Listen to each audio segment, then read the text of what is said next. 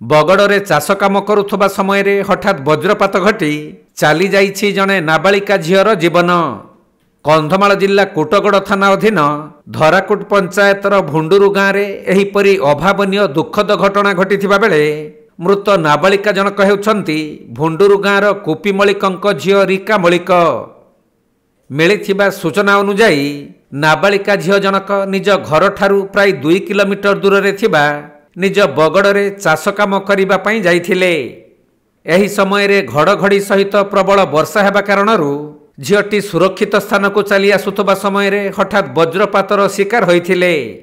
तेणु घटनास्थल रे ही नाबालिकांकर मृत्यु हो जाइथिला। परे खबर पाई तांको परिवार लोक माने घटनास्थल रे पहुंची मृतदेहटी को उद्धार करी आनिछंती। सेपटे नाबालिकांकर एपरी अकाल मृत्यु को नहीं तांको परिवार समेत स्थानीय अंचल रे शोकाकुल परिवेश सृष्टि होइछि।